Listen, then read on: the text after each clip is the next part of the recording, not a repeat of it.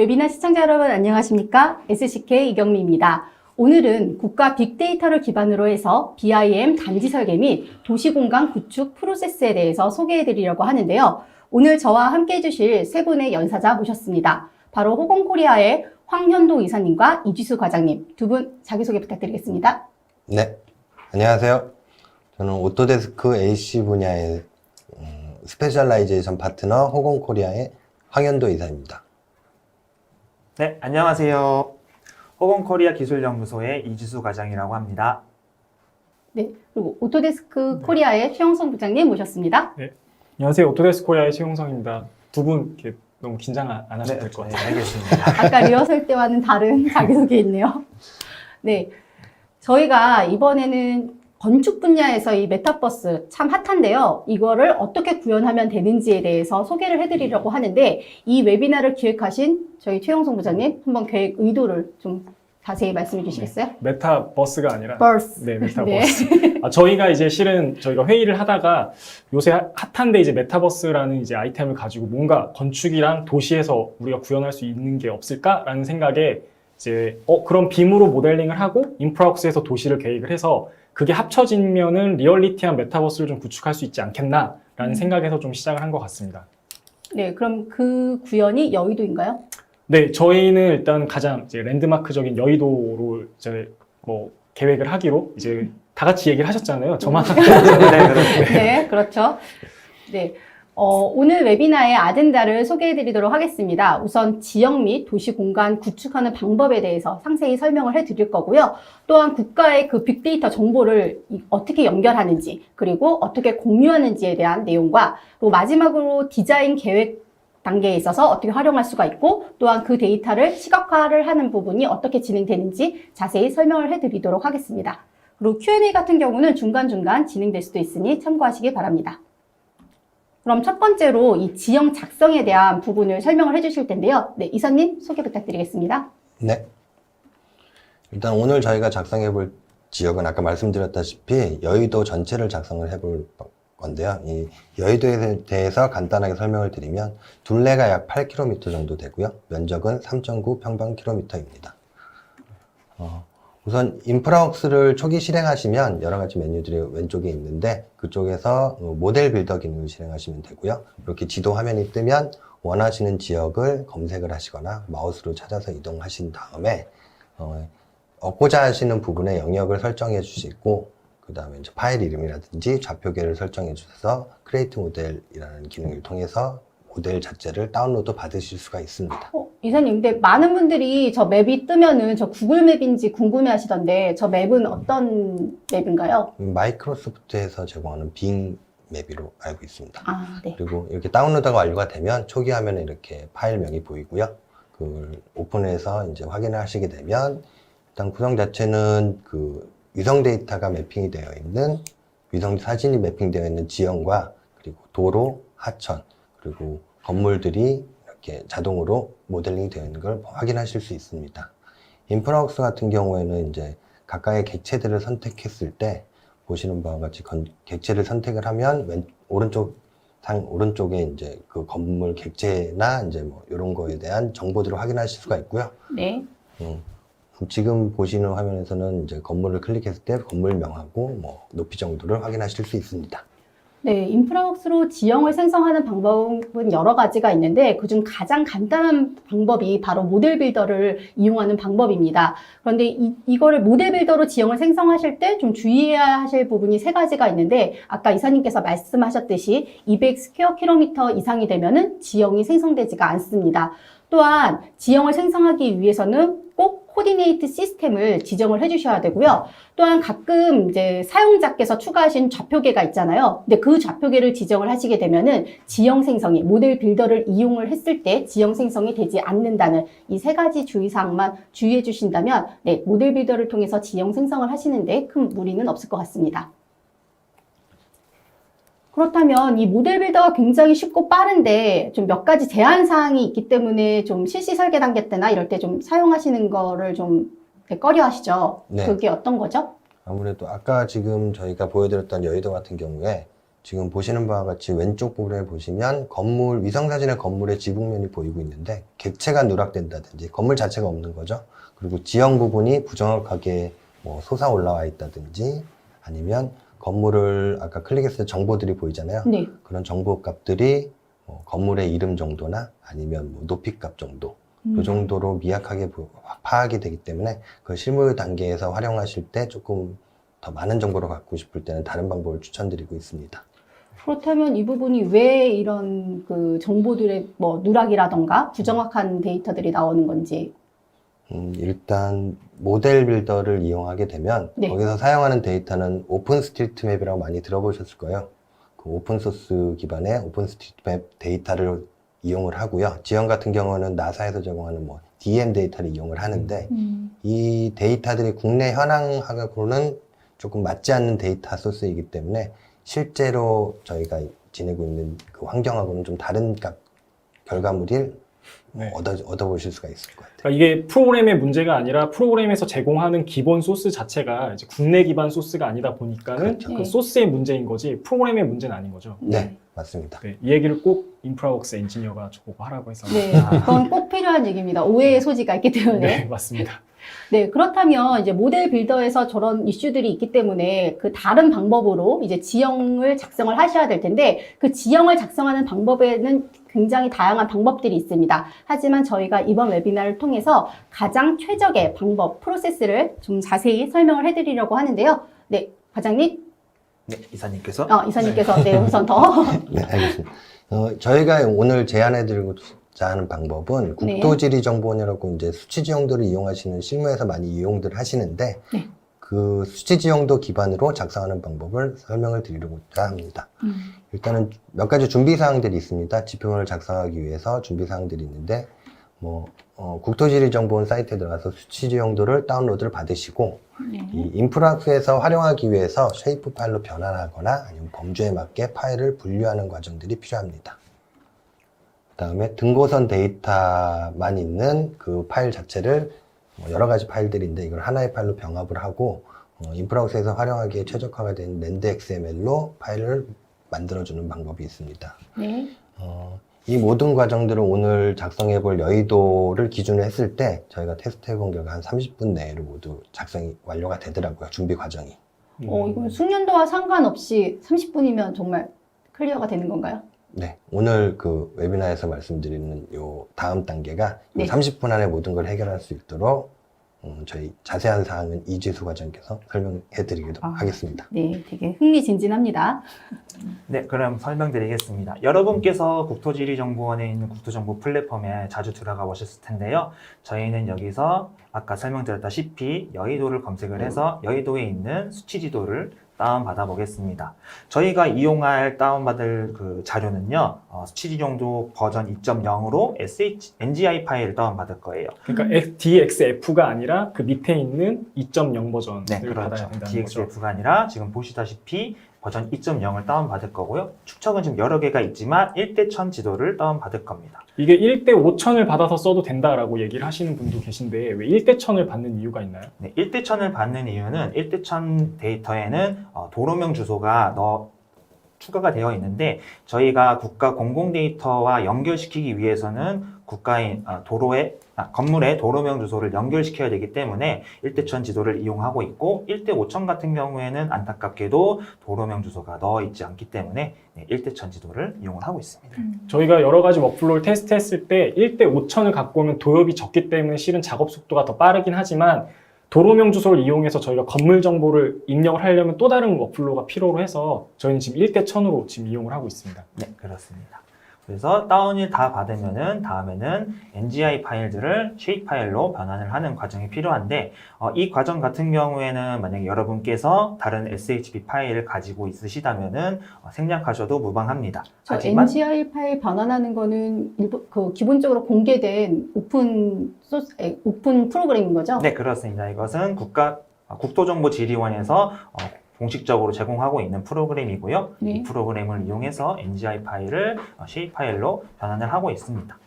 여러분께서 가지고 있으신 SHP 파일이 도로명 주소가 있다면은 저는 그거를 그냥 쓰셔도 된다고 말씀드리고 싶지만 대부분 아마 없으실 거예요. 그래서 저희가 안내해드리는 바와 같이 1대1000 지도를 다운받고 NGI 파일을 SHP 파일로 변환을 한 다음에 저희가 이제 iPlus라는 프로그램을 이용을 해가지고 분류했던 SHP 파일들을 좀 더 쉽게 체계적으로 폴더를 구분을 해서 이용할 수 있도록 제공을 하고 있습니다. 그러니까 저희가 여의도를 구축하기 위해서 도엽이 한 84가지? 네, 지금 80여 가지가 됩니다. 80여 가지 도엽을 가지고 쓰는데 그걸 일일이 각 폴더에서 구분하기가 어려우니 이제 NGI 맵으로 쉐입 파일로 변환을 하고 그 안에 있는 도엽 파일들을 또 빌딩이나 도로, 하천 이렇게 나눠주는 거를 이제 iPlus에서 자동으로 된다 얘기신 거죠? 네, 그렇습니다. 자세한 거는 다음 페이지에서 설명을 드리도록 하겠습니다. 네. 자, 지금 보시면은 취지용도 NGI 파일 다운받고 NGI 맵이라는 프로그램을 이용해서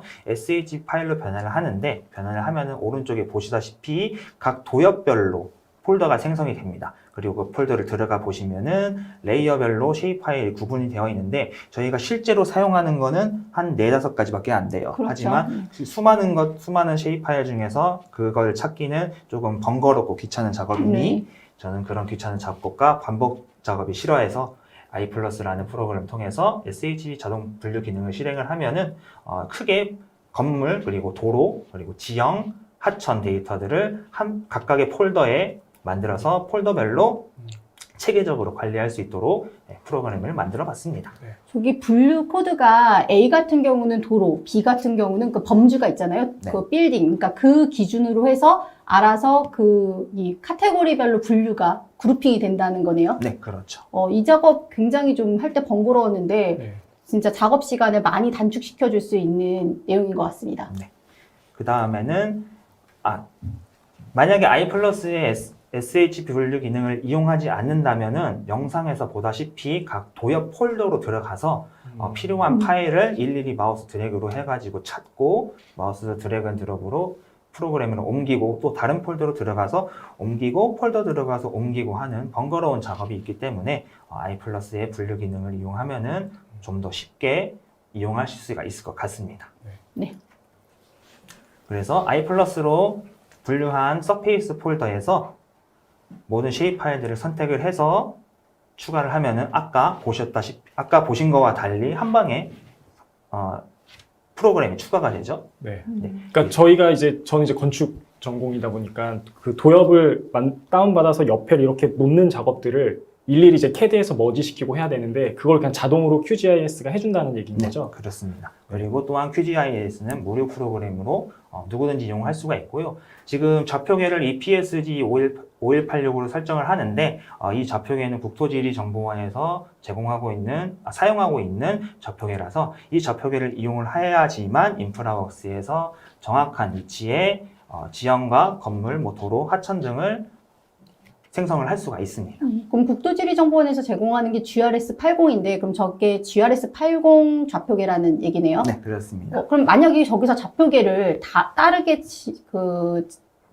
설정을 하게 되면은 어떤 현상이 발생하나요? 만약에 다른 미국에 좌표계를 네, 그렇습니다. 설명하신 것과 같이 일본에 서울을 지도를 했는데 일본에 가 있거나 아니면 대만에 가 있거나 이상한 곳에 가 있어서 이게 어디지 하고 찾아보는 경우가 있을 수 있습니다. 일본 얘기가 나와서 좀 드릴 말씀이 있는데 네. 저 이사님 좀 일본 분 여기서 이러시면 안 됩니다. 대본대로 그냥 알겠습니다. 네 번째로 진행하겠습니다. 네, 다음에는 이제 Civil 3D를 통해서 랜드 XML 파일을 만들 건데요. 랜드 XML 파일은 인프라웍스에서 지형 객체를 생성하는 데 이용이 됩니다.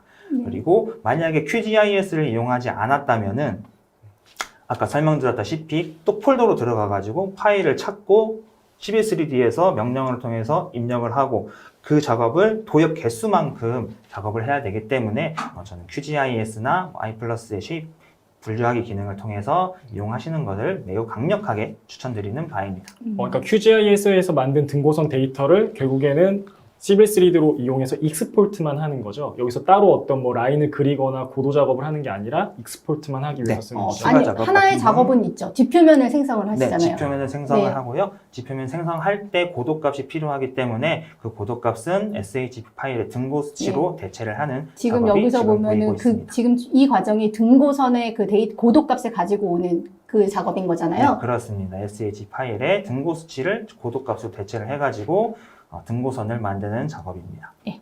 그래서 지표면을 작성을 하고 그 다음에 등고선을 만드는데요. 등고선을 만드는 과정 또한 여러분께서 마우스와 키보드로 몇 번만 움직였다 하시면은 충분히 쉽게 만들 수가 있고요. 그리고 확인해 보시면은 잘 완성된 걸 확인할 수 있습니다. 마지막으로 랜드 XML 내보내기를 통해서 파일을 랜드 XML로 내보냅니다. 그럼 이게 그 인프라웍스에서 그 시빌 3D 데이터를 바로 가지고 올 수도 있고 랜드 XML 데이터도 가져올 수 있는데 랜드 XML로 내보내는 이유는 뭘까요? 네, 랜드 XML 물론 둘 다 이용이 가능하지만 실제 인프라웍스에서 삽입해 보면은 그 지표면이 매끄럽지 못하거나 그런 단점이 있어가지고 랜드 XML 파일을 이용을 하고 있습니다. 그 질문 중에 이제 i+ 프로그램을 별도로 다운 받아야겠다 뭐 이렇게 얘기를 하시는 분이 있는데 이거는 이제 호건 코리아에서 만든 애드온이고 이제 오늘 웨비나 들으신 분들한테는 제공이 되는 네, 거죠. 오늘 웨비나 들으신 분께는 신청을 해주시면 한 달 무료 이용을 할 수가 있습니다. 네, 신청하신 분들은 30일 무료 버전을 제공하고요. 그다음에 저희가 아까 사전 영상에서도 보셨겠지만 저희가 원데이 클래스를 진행을 하고 있는데 그 교육에 참석하시는 분께는 3개월간 무료 체험 기간을 제공해 드릴 예정입니다. 네, 그래서 지금까지 설명드렸다시피 수치 지형도 다운로드, SHB 변환, 그리고 랜드 XML 내보내기 총 30분이면은 누구든지 충분하게 이용을 할 수가 있고요. 이 준비 사항을 끝내면은 인프라웍스에서 모델을 추가를 할 수가 있습니다. 네, 이러한 30분의 준비사항을 끝으로 이제 인프라웍스로 들어가서 지형이라던가 건물, 도로, 하천을 생성을 할 거고요. 또한 이 건물 정보를 어떻게 연결하는지에 대해서 또 자세히 설명을 해드리도록 하겠습니다. 네, 서로 미루고 있습니다. 이사님 지형 작성하는 거 설명해 주시죠. 네, 일단 지형을 작성할 때는 인프라웍스에서 이제 아까는 모델 빌더 이용했지만 뉴 기능을 이용해가지고 새로운 파일을 만들고요. 이제 만드실 때 일단 좌표계를 설정해 주시면 되고요. 그리고 파일 좌표계가 이름과 되게 중요한 것 네, 같아요. 인프라웍스는 좌표계 기반이기 때문에 좌표계를 먼저 설정을 안 하면은 그 데이터들이 제 위치에 표시가 안 되는 경우도 빈번합니다. 네, 그런데 저 좌표계가 좀 참고하셔야 될 게 인프라웍스에서는 좌표계를 추가하실 수가 없어요. 다 시빌 그렇죠. 3D에서 추가된 좌표계를 기반으로 인프라웍스는 그거를 그대로 가져오는 베이스이기 때문에 모든 좌표계는 시빌 3D 기반으로 해서 인프라웍스로 가져온다라고 보시면 될 것 같습니다. 네. 이렇게 해서 이제 이 파일 자체가 만들어지면 그 인프라웍스는 데이터 기반으로 모델링을 생성하는 거기 때문에 아까 시빌 3D에서 만들었던 랜드 XML 파일을 데이터 소스라는 탭을 열어서 그 기능을 이용해서 랜드 XML을 불러들이고 이렇게 불러들이는 과정이 모두 끝나고 일단 데이터가 불러지고 나면은 인프라웍스에서는 컴피규라는 기능을 통해서 한번 설정을 해주셔야 돼요. 이 네. 데이터가 뭐 지형인지 건물인지 그리고 좌표계도 어느 정도 설정을 해주셔야 되고요. 그렇게 설정이 완료가 되면 이렇게 지표면을 아까 만들었던 거 삽입이 된 거 확인하실 수 있고요.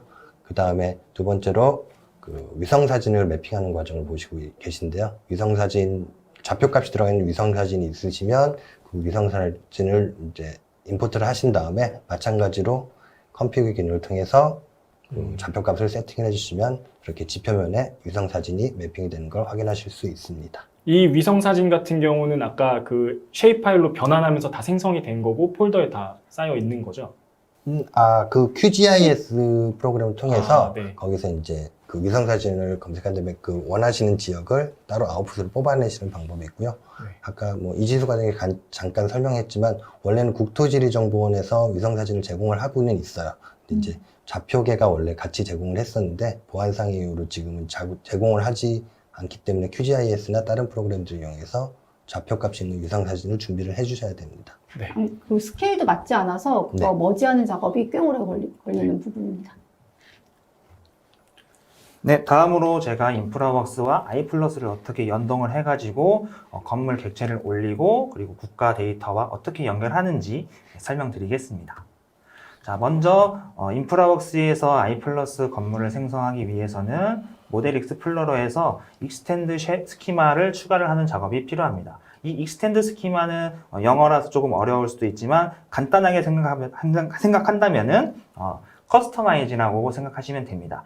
인프라웍스에서 제공하고 있는 범주들이 물론 충분히 많이 있지만 저희가 실제 건축 설계에서 필요로 하는 뭐 용적률, 건폐율이라든지 공시지가, 뭐 승인 일자 그런 것들은 제공을 하고 있지 않기 때문에 그런 것들을 저희 호건코리아에서 만들어서 제공을 하고 있습니다. 쉽게 보면 이제 레빗에 있는 파라미터를 넣는 거랑 비슷한 작업이라고 보시면 네, 되겠네요. 그거와 그럴 것 비슷하다고 같아요. 생각하시면 될 것 그러니까 같습니다. 객체를 찍었을 때 저 정보들이 보일 수 있도록 그 파라미터를 추가해 준다라는 거잖아요. 네, 그렇습니다. 네, 추가가 완료되면은 i플러스를 통해서 분류한 빌딩스 폴더에 있는 쉐입 파일들을 모두 다 추가를 해줍니다. 추가를 하고 나서 저희가 스크립트를 제공을 해주는데 스크립트가 그렇게 어려운 건 아니에요. 단지 여러분께서 마우스로 몇 번 클릭하는 것을 저희가 스크립트로 작성을 하고 그리고 여러분께서는 단지 복사 붙이기만 해주시면 되거든요. 스크립트 파일을 지금 보시다시피 메모장으로 열 건데요. 저희가 나중에 추후에는 아마 메모장으로 제공을 할 것 같습니다. 메모장으로 제공하셨는데 메모장으로 제공을 네, 지금 JS 파일로 제공이 되고 있는데 이거를 TXT 파일로 네. 제공을 하면은 그냥 더블 클릭하면은 메모장으로 열리잖아요.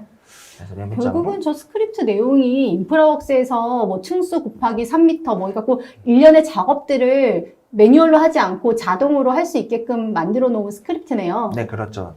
고객분들께서 마우스로 여러 번 클릭하는 거를 저는 단지 그냥 컨트롤 C, 컨트롤 V만 해가지고 만들 수 있게 도와드리는 그런 스크립트라고 생각하시면 됩니다. 복분만 하실 수 있으면 얼마든지 사용 가능하죠. 네, 쉽게 누구든지 사용하는. 쉽게 이용 가능합니다.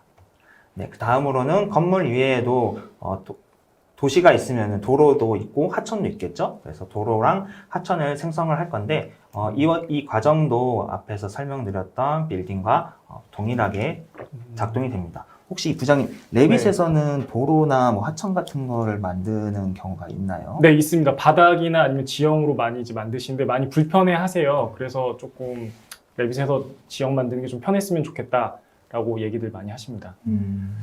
근데 인프라웍스에서 저렇게 이제 쉽게 뭐 만들어진다라고 하면은 뭐 연동시키는 거면은 좋지 않을까 뭐 이런 생각이 드는데 네. 이런 스크립트를 복사하고 붙여넣는 것 자체도 굉장히 일일 수도 있거든요. 차라리 저런 걸 i+ 애드온으로 좀 만드시는 게 어떨까라는 생각이 듭니다. 저희도 이런 거를 인프라웍스에 이제 탑재를 시켜가지고 뭐 메뉴를 만들어서 거기서 이용을 하고 싶었지만 네.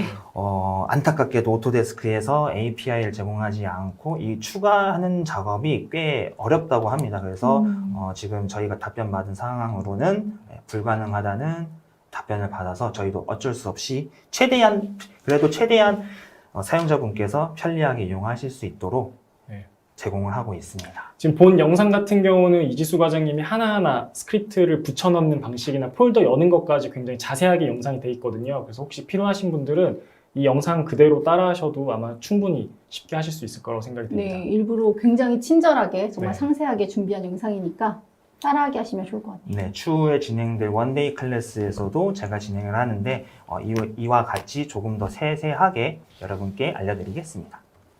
네, 다음으로는 건물의 높이 데이터를 연결할 건데요. 지금 보시다시피 81m로 되어 있죠. 네. 이것은 층수 곱하기 3m로 밀괄 계산이 돼가지고 지금 저 건물이 결국에는 27층이겠죠. 근데 그렇죠. 이 건물들을 국가의 공공 데이터 포털에서 제공하고 있는 높이 데이터와 각종 데이터를 연결해서 지금 오른쪽 아래 익스텐드 어트리뷰트들을 집중해서 보시면 되는데 저희가 자동으로 각 건물 객체의 높이 값과 그리고 각종 데이터들을 연결시키는 과정을 지금 보여드리고 있습니다. 보시면은 건폐율이나 뭐 높이, 공시지가 등이 추가가 되었죠. 아까 제일 처음 작업하셨던 파라미터 추가하는 부분이 저기 밑에 하단에 지금 보면 용적률이라든가 건폐율이라든가 그런 파라미터가 되는 거고 그 데이터가 지금 연동이 되는 과정이네요. 네, 그렇죠. 그래서 i+ 익스텐드 스키마를 추가를 하면은 아까 보셨다시피 여러 가지 데이터들을 건물 객체에 추가를 할 수가 있습니다. 다음으로는 국토정보 연결인데요. i+ 기능은 또 다른 게 있는데 인프라웍스에서 건물 객체를 선택하면은 지금은 저희가 스크립트를 통해서 건물 객체 데이터를 조금 넣었잖아요. 네. 근데 이것보다 더 방대한 데이터를 i+라는 프로그램을 통해서 확인을 하실 수가 있습니다. 스크립트를 실행해서 스크립트 창 나오면은 그거를 좀 구석으로 내보내신 다음에 건물 객체를 선택하면 I+의 도로명 주소가 떠요. 그 도로명 주소를 선택하면은 보시다시피 지금 층별 어떤 정보가 있는지, 그리고 이 건물의 소유자가 누구인지, 개인정보가 있으니까 별표로 이름이 다 나오겠죠. 공시지가도 뜨나요? 네, 공시지가도 지금 2021년 또는 2022년으로 뜨고 있고요. 그리고 토지 이름 사이트에 접속해서 건물이 있는 토지의 토지 정보를 확인할 수가 있습니다. 바로 클릭하면 연동이 되게끔 되어 있네요. 네, 바로 선택하면은 연동이 됩니다. 이거는 이제 전체 뭐 개발을 하시거나 아니면은 뭔가 정보를 확인하실 때 한 번씩 구축된 사이트를 열어서 클릭만 하시면 바로 확인할 수 있다는 거죠. 네, 그렇죠. 설계하실 때 아마 좀 편리하게 이용하실 수가 있을 것 같습니다. 그럼 결국은 이런 정보와 연결하기 위해서 도로명 주소가 필요하고, 그렇기 때문에 일대 1000의 도엽을 다운로드 받아서 이런 일련의 과정들이 진행된 거네요. 네, 그렇습니다. 그래서 반드시 1대1000 지도가 필요한 거고요. I+에서 제공하고 있는 내용은 지금 보시는 PPT와 같습니다. 위쪽에 건축물 정보, 건축 소유자 정보, 토지 정보가 나오고요. 건축물 층별 정보도 나오고, 토지 이름 사이트 접속뿐만 아니라 건축법도 한번 확인할 수 있게 건축법 기능도 제공하고 있습니다. 시행령까지 나오나요? 네. 네, 시행령까지 나옵니다. 네, 당했습니다. 질문하신다는 게 이거였군요. 네, 그 다음에는 클라우드 기반 계획안 공유를 저희 설명드릴 건데, 인프라웍스에서는 인프라웍스가 설치되어 있지 않은 PC에서도 인프라웍스 모델을 활용할 수 있게, 볼 수 있게 쉐어드 뷰 기능을 제공을 하고 있습니다. 이 기능을 이용을 해서 모델을 클라우드 공간에 올리고, 그 클라우드 공간에 있는 데이터들을 인터넷을 통해서 확인을 하실 수가 있죠. 지금 보시다시피 뷰인 브라우저를 통해서 인터넷을 열어주시면은 오토데스크 뷰어 홈페이지가 열리고, 일련의 처리 과정을 거치면은 인프라웍스 모델이 인터넷에서 열리게 됩니다. 네, 요즘 오토데스크 프로덕이 이 인프라웍스 말고도 레빗도 그렇고 CB3D도 그렇고 다 모든 프로덕에 이 쉐어드 뷰 기능이 제공이 되거든요. 근데 많은 유저분들이 굉장히 좋아하시더라고요. 아무래도 인프라웍스 같은 경우는 이제 규모가 크다 보니까 뭐 좀 오픈하거나 프로그램도 깔고 이런 문제들이 있으실 텐데, 뭐 저렇게 하면 바로 확인이 가능하니까 굉장히 좋은 것 같습니다. 네, 다른 설계하실 때 설명하시기에도 좀 편리할 것 같고요. 네. PT도 좀 편리할 것 같습니다. 그리고 인프라웍스에 있는 속성 정보도 그대로 다 보이고 하니까 굉장히 편할 것 같아요. 네, 그렇습니다. 그래서 스텝 1에서 아까 설명드렸다시피 준비 과정을 설명드렸고요. 스텝 2에서는 인프라웍스에서 지형을 생성하고 건물, 도로, 하천을 생성하고 그 모델을 클라우드 기반으로 공유하는 과정을 설명드렸는데, 이와 더불어 좀 더 쉽게 그리고 국가 데이터와 연결할 수 있게 I+에서 제공하고 있는 각종 기능을 통해서 모델을 만들 수가 있다는 것을 알려드렸습니다. 그러니까 인프라웍스에서도 다 되는 기능이지만 I+를 이용하면 조금 더 빠르고 정확하게 할 수 있다, 이 얘기신 네, 거죠? 그렇습니다. 특히 건물, 도로, 하천을 작성할 때 굉장히 편한 것 같아요. 네, 그러면 이제 디자인 계획 및 변경 부분을 저희 부장님께서 설명해 주시도록 하겠습니다. 저는 이제 일단 레빗으로 뭔가 작업을 하기 위해서 인프라웍스에서 데이터 파일을 받아서 작업하는 걸 좀 중점적으로 봤고요. 일단 레빗에서 가지고 들어오는 파일 포맷이 조금 안 맞습니다. 그래서 제가 생각했을 때는 포밋을 이용하는 게 좀 좋지 않을까 싶어서 일단 포밋을 좀 이용해 봤고요. 포밋 같은 경우는 FBX랑 OBJ 파일 바로 들어올 수 있습니다. 그래서 인프라웍스에서 익스포트한 뭐 FBX나 OBJ 파일을 갖고 들어오면 저희 다 아시다시피 이제 포밋과 레빗이 싱크가 돼서 바로 네. 연동이 되잖아요. 그래서 레빗으로 제가 보냈더니 바로 화면을 확인할 수가 있었습니다. 좀 안타깝게도 이제 맵 파일 같은 경우는 이제 매핑이 되지 않고 형상만 넘어오는 뭐 그런 게 좀 아쉽긴 했지만, 그래도 뭐 지형이 깨지거나 메쉬처럼 끊어져 보이지 않고 도로랑 땅이 잘 들어오는 걸 확인하실 수 있습니다. 만약에 이렇게 안 들어오면은 레빗에서 저걸 또 다 작업을 해줘야 되는 거죠. 네, 제가 OBJ 파일을 뭐 CAD나 이런 거에서 또 변환을 시켜서 갖고 와봤더니 좀 분류가 안 되고, 그다음 레벨도 안 맞고 메쉬로 깨지는 게 있어서 저는 좀 포밋을 이용하시는 게 가장 좋지 않을까 그렇게 생각이 좀 들었습니다. 그래서 저는 포밋으로 갖고 온 지형을 레빗으로 바로 보내고 또 레빗에서 작업을 하는 형태로 워크플로우를 짰고요. 이거는 예전에 이제 제가 짜놓은 그 아파트 규모 검토하는 이제 솔루션인데, 그걸 가지고 인프라웍스나 I+에서 제공하고 있는 가장 기본적인 법규, 뭐 건폐율, 용적률 같은 것만 놓고서는 이제 대안을 좀 만들어 봤습니다. 그래서 이런 다이나모를 통해서 로직으로 좀 확인을 해보시면은 한 50여 가지 대안을 확인하는데 한 10분 정도? 그래서 간단한 규모, 뭐 2동일 때, 3동일 때, 뭐 6동일 때, 7동일 때, 이 형태가 어떻게 되고 세대수가 얼마큼 나오는지 이런 것들 좀 간략하게 한번 확인을 해봤습니다.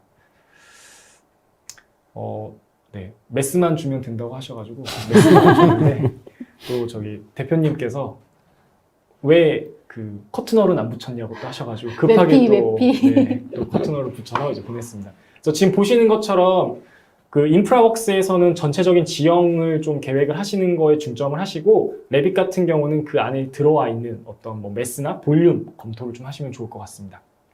네, 그렇다면 이렇게 볼륨을 이렇게 검토하신 이런 대안인 거잖아요. 이 대안이 다시 인프라웍스로 와서 지형에 붙는다면 굉장히 뭐 발주처라던가 건축주한테 설명할 때 굉장히 좋을 것 같은데 네. 이제 그 다음 과정이 바로 네, 그렇습니다.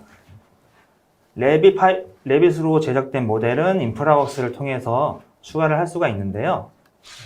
지금 보시다시피 일단 아까 설명 주셨다시피 제안을 하나 만들어 가지고 이 제안에서 레빗 파일을 추가를 할 예정입니다. 네, 그러니까 대안을 하나하나씩 추가하는 거죠. 네, 그렇습니다. 지금 보시면은 레빗 파일을 추가할 공간에 일단 있는 장애물들은 일단 철거를 해야 되겠죠. 건축물을 철거를 한 다음에 그 공간에다가 레빗 파일을 추가를 하는 과정입니다. 레빗 파일은 자동으로 열기만 눌러주시면은 인프라웍스에서 알아서 처리를 해가지고 최적화된 모델을 인프라웍스에서 확인할 수가 있습니다. 지금 보시면은 인프라웍스에서 자동으로 처리가 되고 있고요.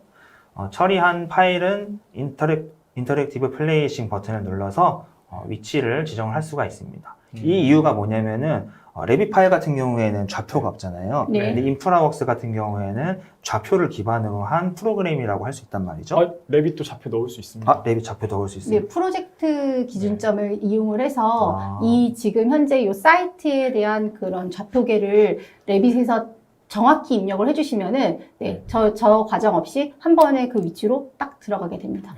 그러면 일부러 안 넣어주신. 네, 맞습니다. 역시. 힘들어서 안 넣었습니다. 네. 그래서 지금 방금 보셨다시피 여러 가지 제안을 만들고 그 제안마다 레빗 모델링을 추가를 하시면은 건축주분들께 브리핑 할 때 이번 모델은 뭐 저렇고 이번 다른 제안은 이렇고 다른 제안은 이렇습니다 라고 설명을 할 수 있게 설명하시기에 좀 편리하시겠죠. 약간 디자인 옵션 같은 기능이에요. 네, 그러니까 인프라웍스가 세이브 에즈 기능이 없어요. 그래서 그냥 자동 저장이 되기 때문에 이제 이런 그 주변 현황에 대해서 구축을 해놓고 거기에 이제 실질적으로 설계하는 데이터를 바로 하다 보면은 대안을 할 때 그런 파일을 또 지형을 다시 생성해야 되는 경우가 있다 보니까 마스터를 두고 그 대안을 추가하시면서 작업하시는 게 훨씬 더 효율적이라고 볼 수 있죠. 네, 그렇습니다. 네, 이번에는 레빗 파일뿐만 아니라 스케치업 파일 또한 인프라웍스에 올릴 수가 있는데요. 스케치업 파일은 여러분께서 많이 이용하실 것 같아요. 물론 또 3D 웨어하우스에서 여러 가지 다른 사람들이 만든 모델을 다운받아서 이용할 수가 있고요. 저는 지금 여의도에 있는 국회의사당을 한번 없애보고 그리고 그거를 스케치업으로 만든 모델링을 추가를 해가지고 동일한 위치에 추가하는 작업을 진행해 보도록 하겠습니다. 그러니까 지금 저희가 그 수치 지형도에서 받은 데이터들은 다 박스 형태로 올라가는데 만약 내가 여기에 뭐 디자인을 했거나 새로운 건물을 뭐 스케치업이건 레빗이건 뭔가 디자인 툴로 작업을 한 거를 그대로 올려서 바로 볼 수 있다는 거죠. 네, 그렇습니다. 여러분께서 실제로 건축주가 될 수 있는 기회가 인프라웍스를 통해서 제공할 수가 있을 것으로 생각됩니다. 스케치업 웨어하우스 같은 경우는 굉장히 데이터가 많다 보니까 어차피 현황을 구축하는 부분에 있어서 거기에 많은 매너를 드릴 필요는 없잖아요. 네. 그럼 그 웨어하우스에서 저 같은 경우도 막 사장교 괜찮은 거 좀 비슷한 거 다운받아서 여기에 이제 현황하는 부분에 많이 활용을 했거든요. 그래서 이 스케치업 파일이 인프라웍스에서 바로 가지고 올 수 있다는 부분이 굉장히 작업자 입장에서는 정말 편리한 것 같습니다. 그래서 이 여의도 안에 저희가 설계했던 어떤 빔이나 아니면 스케치업으로 작업했던 건물들을 다 올려놓으면 실은 뭐 그게 메타버스죠. 그게 그렇죠. 하나의 메타버스가 네. 되는 거죠. 네. 알겠습니다. 네. 그래서 인프라웍스에서는 51개 정도의 파일 포맷을 지원을 하고 있고요. 이 모든 데이터들이 인프라웍스에 추가가 가능합니다. 그럼 시각화 부분은 이사님께서 진행 인프라웍스를 통해서 이제 보통 많이들 원하시는 부분이 영상을 또 추출할 수 있냐 이런 질문들을 많이 하시는데 브리핑용 영상을 만드는 스토리보드 기능이 있습니다. 이 스토리보드 기능 같은 경우는 작업을 하는 방식이 장면을 나열을 하고 장면과 장면 사이에 카메라 워킹, 카메라 무빙을 인프라웍스에서 알아서 무빙을 잡아주기 때문에 이렇게 사전에 먼저 삽입할 장면들을 북마크 기능을 이용해서 미리 작성을 해주시고요. 처음에 시작할 그 장면들로 들어가서 장면 자체를 삽입을 해주시고 그 다음 장면으로 가는 뭐 타임이라든지 여러 가지 세팅을 간단하게 해준 다음에 장면들을 계속 추가하시는 방식으로 이렇게 쉽게 그 카메라 무빙을 만드실 수가 있습니다. 요즘에 이제 렌더링 프로그램이 다 이런 식인 것 같아요. 무빙할 때 이제 장면이 연결되는 네. 그런 형태인 거죠. 뭐 쉽게 많이 사용하시는 뭐 스케치업이나 뭐 트윈모션, 루미어 뭐 여러 가지 프로그램들인데 거의 방식 자체가 이렇게 돼 있고요. 그리고 인프라웍스에서는 또 하나 이제 이런 장면 연결하는 거 말고도 기본적으로 카메라 패스 자체가 세팅이 되어 있는 그 값들이 있기 때문에 그 장면에 그걸 적용을 해주시면 뭐 원하시는 원점을 기준으로 한 바퀴가 돌아간다든지 그런 무빙 기능도 적용을 하고 있습니다. 특히나 도로 쪽 같은 경우는 이게 주행 시뮬레이션도 되거든요. 그렇죠. 그래서 도로를 선택하게 되면은 차가 이렇게 주행하듯이 해서 이 뷰가 보여지기 때문에 그 기능도 많이 사용들 하시죠. 면허 없으시잖아요. 네, 하지만 네. 뭐 그 이미지는 만들 수 있습니다. 네, 알겠습니다. 그래서 이렇게 설정된 설정이 다 끝나고 나시면은 이제 레코딩 버튼 이용해서 아까 화면에 잠깐 지나갔는데 레코딩 버튼 이용해서 여러 가지 뭐 파일 포맷이라든지 레졸루션 그리고 뭐 여러 가지 세팅을 간단하게 해준 다음에 그리고 레코딩을 진행하시면 지금 저희가 요거 1분 10초 정도 영상 분량으로 세팅이 된 것 같은데 한 5, 6분 정도는 아웃풋이 뽑혔던 것 같아요. 네. 지금 요게 이제 인프라웍스에서 바로 이제 네. 레코딩이 된 영상인 거죠? 방금 영상으로 이렇게 나열했던 장면들 연결이 되고 이제 조금 지나가다 보면 마지막 부분에 이제 한 바퀴 도는 부분이 있는데요. 네. 그거 같은 경우는 인프라웍스에서 기본 제공하는 뭐 카메라 워킹 옵션. 이 옵션을 적용을 시켜서 이렇게 카메라 무빙을 잡아준. 저는 이제 PT 이거를 준비하면서 이제 느꼈던 게 저희가 이제 건축주나 브리핑을 할 때 전체 주변 매스를 다 보여주고 싶은 경우가 있는데 그렇죠. 이제 그런 경우 이제 막내라고 하면 안 되죠. 그 설계사무소에 이제 그 직원을 시켜서 그 레벨을 다 올려서 이제 메싱을 만들어서 이제 브리핑을 했던 기억이 나는데 이런 인프라웍스에서 만든 데이터들을 익스포트해서 레빗에서 쓰거나 또는 다른 렌더링 프로그램에서 쓰게 되면은 좀 임팩트가 굉장히 좋을 것 같아요. 예, 일단은 뭐 그런 렌더링 프로그램이나 이런 것들도 하기 위해서는 일단 사전 준비적인 3D 모델 데이터가 있어야 되는데 그렇죠. 모델 데이터를 빨리 만드시고 활용하시는 거는 이제 사용자들의 능력치가 거기서 좀 차이는 나겠지만 많은 다양한 변주점이 있을 것 같아요. 저희 아까 그 웨비나 시작 전 사전 손출 영상도 다 이 인프라웍스만 이용하셔서 네, 하신 데이터들인 거잖아요. 네, 네, 맞습니다. 네, 그러면 이제 저희가 지금 이렇게 쭉 진행한 내용에 대해서 서머리를 한번 해보도록 하겠습니다. 네, 지금 웨비나가 1시간인데 너무 빠르게 진행을 해서 네, 그러게요. 서머리까지 너무 빨리 왔습니다. 네. 네, 천천히 진행해 주시면 됩니다. 네, 일단 저희가 처음 생각했던 거는 일단 지형과 도시를 좀 크게 구축했으면 좋겠다. 그러니까 레빗에서는 조금 너무 파일이 무겁다, 도시 전체를 계획하기가 어렵잖아요. 이제 그런 것들 해결할 수 있는 방법이 뭐가 있을까라는 생각에서 인프라웍스를 저희가 아이디어로 생각을 했고, 그러면 인프라웍스에 넣기 위해서 기존에 제공하고 있었던 어떤 뭐 오픈스트리프트나 뭐 이런 파일들을 갖고 좀 빠르게 만드는 것과 국내 데이터를 이용해서 만드는 게 뭐가 더 정확한가 뭐 이런 것들 좀 회의를 하다 보니까 그래도 좀 정확한 수치 지형들 다운받고 그걸 변환해서 이제 국내에 맞는 어떤 형태들을 인프라웍스에 넣게 되면 조금 더 계획하시거나 아니면 브리핑을 하실 때 좋지 않겠나라는 생각이 이제 좀 진행을 해봤던 것 같고요. 네. 그리고 이제 건물을 디자인하는 게 꼭 레빗으로만 작업을 하는 게 아니라 포밋 또는 스케치업처럼 기존에 이제 쓰고 계셨던 디자인 툴도 인프라웍스에 들어오는지 뭐 이런 여러 가지 실험들을 좀 해보고 싶었던 것 같습니다. 네. 근데 다행히 생각보다 빠르고 좀 쉽진 않죠. 왜냐면 여러 번 클릭을 해야 되기 때문에 쉽진 않지만 그래도 생각보다 빠르게 저런 도시를 구축하는데 어려움이 없었기 때문에 조금 워크플로우 상은 좀 괜찮지 않았나 뭐 그렇게 생각이 좀 들었습니다. 네.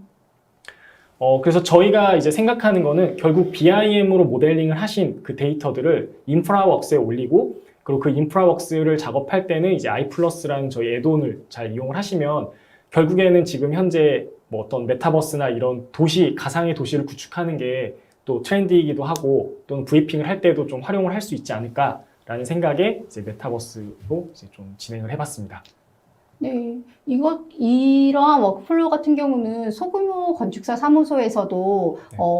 건축주에게 이런 메타버스의 공간을 보여주고 싶다면 이러한 워크플로우로 하시게 되면은 굉장히 만족도가 높지 않을까라는 생각을 하게 되었습니다. 저는 그냥 하루 날 잡아서 네. 도역별로 이렇게 쭉 정리를 해놓으면 일단 그렇죠. 인프라웍스만 열면 되는 거잖아요. 네. 그리고 그렇죠. 또 쉐어드 뷰로 계속 팀원들한테 제공을 해주면 좋지 않을까. 그래서 전체 도시를 이게 아마 인프라웍스도 한계가 있어서 저희가 저렇게 이제 주변까지는 가능했지만 서울시 전체는 불가능하죠. 서울시 전체는 이제 하드웨어 퍼포먼스가 좀 받쳐준다면 불가능한 작업은 아닐 거라고 보고요. 노트북 기준으로 좀 말씀을 해주시면은 어느 정도까지 구축이 가능할까요?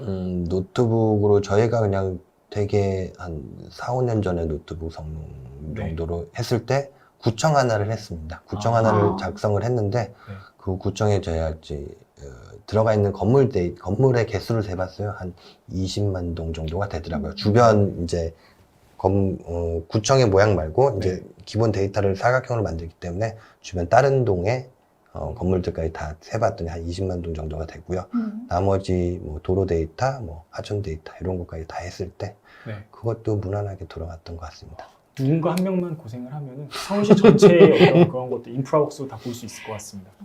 근데 아마 인프라웍스는 아까 하천도 물 흐르듯이 되는데 이게 네. 그래픽 사항을 굉장히 많이 타지 않나요? 네, 맞습니다. 그래가지고 인프라웍스에서 그런 그래픽 사양을 고려를 해서 비주얼 옵션이 두 가지가 있습니다. 네. 그래가지고 컨스트럭션 뷰라고 그렇게 엔지니어링 뷰가 있고 엔지니어링 뷰가 있고 컨셉셜 뷰가 네, 있죠. 컨셉셜 뷰가 있는데 컨셉셜 뷰로 세팅이 되어 있을 때만 그런 효과들이 나타나고요.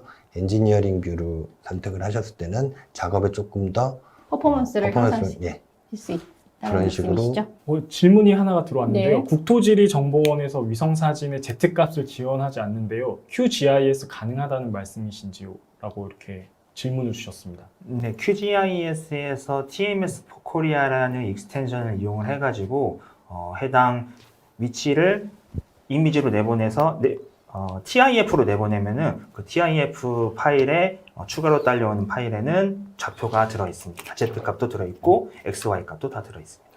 그 저희가 아까 인프라웍스에서 계속 위에 있는 상단의 어떤 매스 볼륨만 계속 테스트를 했는데 인프라웍스가 지하 공간도 표현이 가능한가요? 네.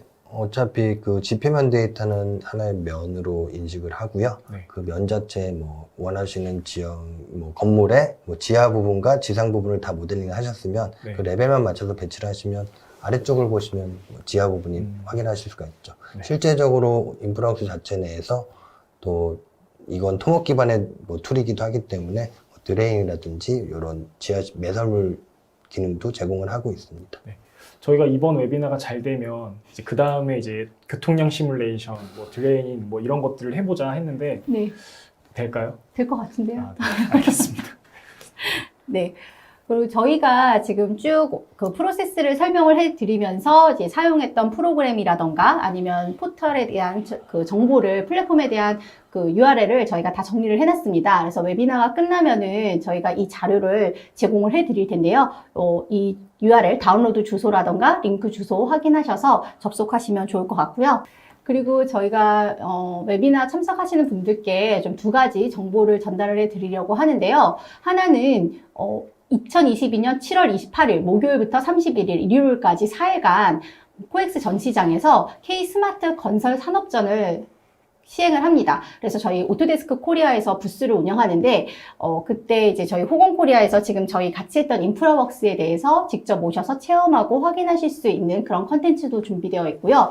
또한 저희 SCK에서는 홀로렌즈를 이용을 해서 도로 설계한 데이터를 홀로렌즈로 해서 AR로 체험하실 수 있는 체험존을 운영하고 있습니다. 그래서 많은 관심과 참여 부탁드리겠고요. 저희 계속 말씀드렸죠. 이번 웨비나는 그냥 웨비나로서 끝나는 게 아니라 이러한 일련의 프로세스를 직접 체험하실 수 있는, 교육받으실 수 있는 원데이 클래스를 저희가 진행을 하는데요. 많은 분들이 교육을 진행하다 보면은 업무 때문에 참석하고 싶어도 못 하시거나 좀 그러한 부분들이 많이 있었어요. 그래서 저희가 이번에는 토요일로 교육 일정을 잡았고, 해당 일정은 지금 보여드리는 이 장표에서 확인하실 수가 있고요. 한 클래스당 최대 그 참여 인원이 20명이기 때문에 저희 이제 웨비나 끝나면은 저희 설문지 올라갈 거예요. 그래서 그 설문지를 통해서 교육 신청을 해주시게 되면은 저희가 별도의 연락을 통해서 교육 참석 부분에 대해서 회신을 드릴 거고요. 아젠다는 이렇게 인프라웍스 원데이, 레빗 원데이 해서 2회씩 진행이 될 예정입니다. 네. 첫 번째 인프라웍스 원데이 클래스는 이지수 네, 과장님이- 제가 진행을 할 예정입니다. 굉장히 길어지겠네요. 아, 레빗은 누가 하실까요? 아마 제가 하지 않을까 싶습니다. 네, 기대가 됩니다. 지금 또 하나 물어보셨던 게 아까 K 스마트 건설 체험을 코엑스 말고 백스코 일정이 있는지 물어보셔서 그 부분은 저희가 주체가 아니죠. 네, 도로공사가 주체이기 도로공사가 때문에. 주체이기 때문에 그 부분은 좀 저희가 답변을 드리기 어려운 부분인 것 같습니다. 네. 알겠습니다. 그러면은 네. 그 클래스 설명을 조금 더 드릴까요? 왜냐하면 지금 네, 좀 궁금해하시는 분들이 많이 있을 것 같아요. 우선 네, 인프라웍스 원데이 클래스에서 조금 자세하게 설명을 드리자면은 오늘 아까 말씀드렸다시피 아까 질문에도 올라왔는데 QGIS에서 어떻게 정사 영상을 추출을 하는지, 그리고 왜 국토지리정보원에서 정사 영상을 제공을 하지만 좌표를 제공하지 않는지 그거에 대해서 설명드리고 어떻게 뽑는지까지 더 설명드릴 거고요. 그리고 이 외에도 여러분께서 직접 오셔서 원하는 구역이 있을 거 아니에요. 만약에 지금 살고 계신 곳 근처를 모델링하고 싶다라고 하시면은 저희가 그 모델링을 하는 것을 도와드리는 클래스를 진행할 예정입니다. 6시간 만에 이거를 다 할 수 있다는 거잖아요. 네, 충분합니다. 아까 설명드렸다시피 지형 만드는 것도 30분이면 충분하고요. 네. 그 위에 나머지는 마우스와 키보드만 있으면은 누구든지 다 하실 수가 있습니다. 저는 그냥 벽 그리고 이런 게 아니라 네. 스페이스 플래닝에서부터 이제 메스 만들어서 이제 검토하는 거 위주로 좀 진행을 하지 않을까 싶습니다. 그러니까 지금까지 아마 레빗 원데이 클래스다 하면은 거의 전환 설계 개념으로 해서 네. CAD 도면을 깔고 거기에서 벽 세우고 컬럼 세우고 이런 식이라면은 이번 레빗 원데이 클래스 같은 경우는 완전 네. 네. 아무것도 없는 곳에서. 아무것도 없는 곳에서부터 시작하는 파격적인 네. 교육 아젠다인데요. 많이들 참석해 주시면 좋을 것 같고 이거는 설문조사 링크에서 신청 가능하십니다. 네, 저희가 준비한 부분은 여기까지인데요. 아마 호공코리아에서 두 분 이사님과 과장님 같으신 경우는 이 라이브로 진행하는 이 생방은 처음이신 걸로 알고 있어요. 네, 맞습니다. 네, 어떠셨나요?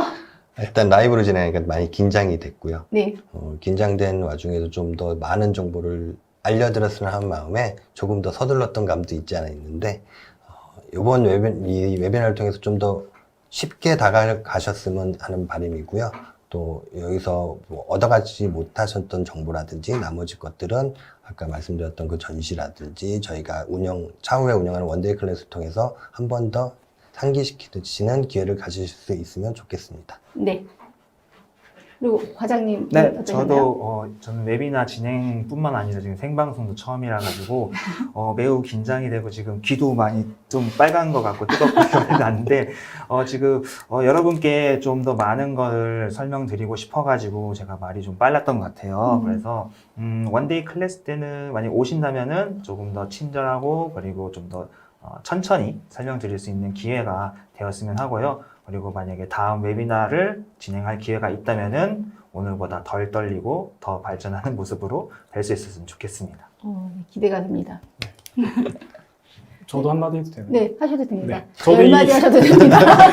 저도 이 웨비나를 진행하면서 클릭하고 무료 프로그램도 받고 막 작업하는 게 너무 힘들고 아니 어떻게 이 워크플로우를 설계하시는 분들이나 안 해보신 분들한테 하라고 할 수 있겠나 했는데 실제 영상을 보고 따라 하게 되면 그렇게 어렵지 않습니다. 그리고 영상 자체가 너무 천천히 느리고 잘 설명이 돼 있으니까 내가 정말 어떤 브리핑을 위해서 한 번은 이런 도시 데이터를 구축을 해야 된다라고 생각을 하시면 정말 한 번쯤은 따라 해보실 만한 데이터인 것 같습니다. 네, 제가 보더라도 일반적으로 이런 영상을 찍게 되면은 배속을 좀 올리거든요. 근데 그 과장님께서 정말 튜토리얼 영상만큼이나 자세하게 그 일련의 과정들을 다 설명을 해주셨기 때문에 아마 저희 이 영상 다시 보기 영상이 추후 공개가 될 텐데 아마 따라해 보셔도 충분히 따라하실 수 있는 내용일 것 같고요.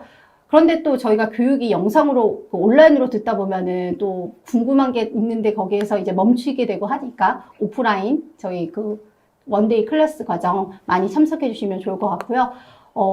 한 시간인데 또 이렇게 또 일찍 끝난 거는 또 처음인 것 같습니다.